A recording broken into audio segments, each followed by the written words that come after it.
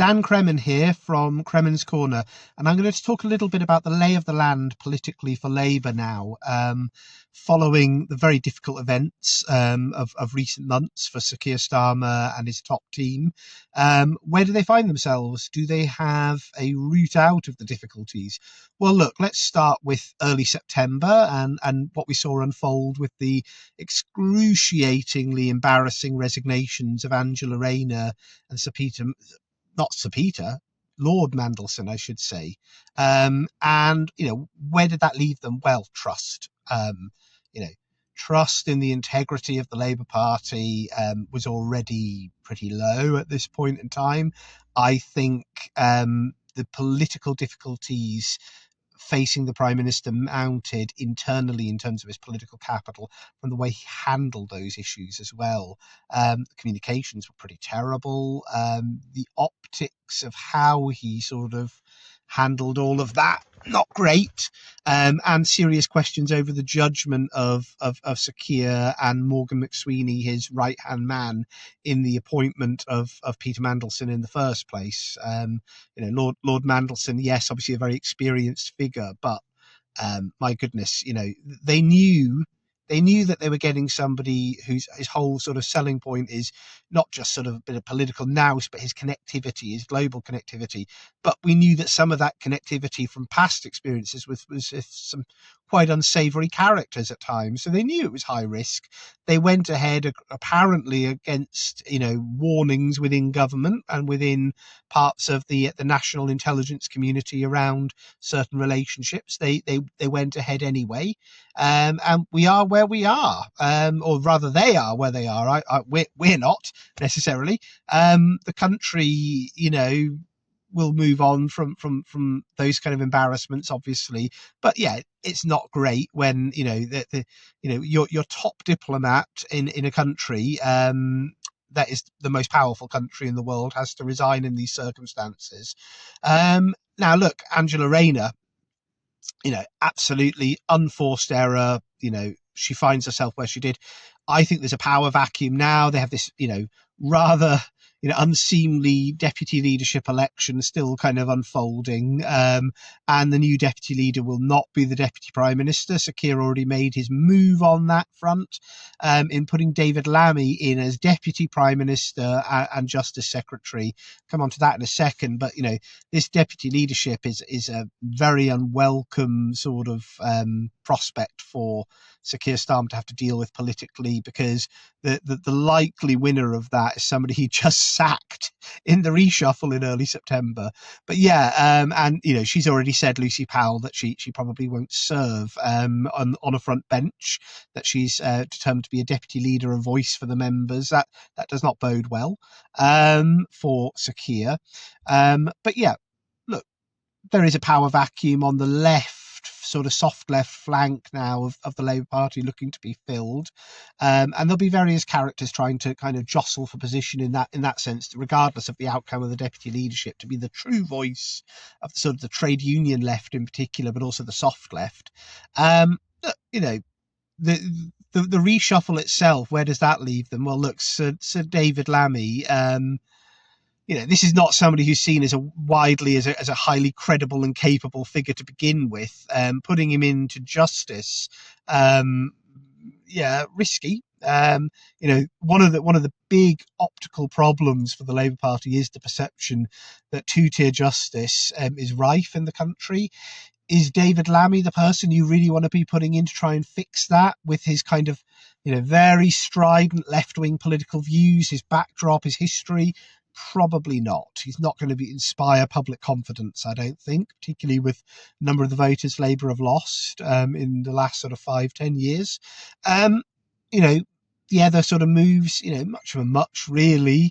Yvette Cooper moving her out of the Home Office. I think probably the replacement is probably an upgrade in communication terms, Shabana Mahmood for Labour. But, putting Yvette into, at a time when foreign affairs is becoming clearly more important, the world is a more contentious era. This is not somebody, again, who, will, particularly project authority and force for the UK on the international stage. This is not a major figure, not a major player, a bit of a drip politically. So yeah, they've got that challenge as well. We are diminished internationally with the likes of Yvette Cooper fronting up the Foreign Office, just not a major player, not a big figure, and yeah, so Labour are in difficult position as regards that shadow cabinet, no, not shadow cabinet, the cabinet reshuffle. I've got to get into the habit of thinking them as a government. It's hard at sometimes. Look, what else is unfolding for Labour? Well, they attempted to have a sort of phase 2 reset within Number 10 as well, but the key sort of instigator of a number of the problems for Labour, Morgan McSweeney, he remains in place. And that is a very big, bold move for Sir Keir Starmer to make. McSweeney is an unpopular figure with a lot of the Parliamentary Labour Party at this stage. I'm not sure how long that position holds for him to remain, because the pressure is mounting on Labour now. They're sort of on average sort of polling are anywhere between sort of 18 to 20%. We've seen them lower in certain Find Out Now polls, but Labour are not soaring. I mean, there's been one or two YouGov polls where they're doing a little bit better, but for the most part, Labour are struggling to get above 20%. Where do they find themselves politically? Well, Sir Keir sort of weathered the Labour Party conference. It was some difficult moments, I think. Andy Burnham, sort of nipping away at the heels, trying to position himself as, the king of the north or the prince over the water, ready to kind of take the reins of the Labour Party. But of course, he isn't an MP, and there isn't a natural pathway at the moment. If there's a by-election in and around Greater Manchester, unless it's right in the heart of Manchester, Reform are going to win it. Reform are in, pole position to take a number of Northwest seats at the next election, and would be very competitive in a by-election if one were to come about. And there doesn't seem to be a likely option for Andy anyway. So, but I do think he overplayed his hand a little bit as well, and I think that might have actually elicited a little bit of sympathy and perhaps a little bit of greater stability for Keir as a result. But he did an okay job with his party conference speech. It was a little bit, slightly more energetic than he usually manages. He went after reform heavily, as we know, as we always expect him to do so. I think Nigel Farage took very badly to the kind of denigration that he was sort of receiving from Sir Keir. But, in a way, I think it's actually pretty helpful. I think to reform, I think it helps crystallize the degree of political polarization and the extent to which, Labour is moving towards this kind of progressive coalition idea of trying to mobilize on anti-Farage, Farage as the fear factor, trying to move towards grabbing the Green and the Lib Dem vote. And I think that just will help a lot of voters who perhaps, have been sort of giving Labour the benefit of the doubt, more working class voters. Perhaps it will move them towards the exit door, towards reform anyway. So I would not be surprised if all of this does backfire a little bit on Labour. Look, so Labour's political strategy now, as I say, is to try and, I think, lean a little bit more left on social policy and economic policy in the coming years. I think they're going to want to kind of position themselves as being the anti-Farage bulwark, the party that is best placed to keep Nigel Farage and Reform out. And so it's sort of a nose peg vote kind of coalition that they're looking to build. I think that is the strategy, bluntly. I think Sir Keir's position, he's not dead and buried yet politically by any means, and I think he's still got certain degree of optionality available in terms of what he can do in another reshuffle, though I don't think he can move on his Chancellor, Rachel Reeves, without dooming himself politically, really.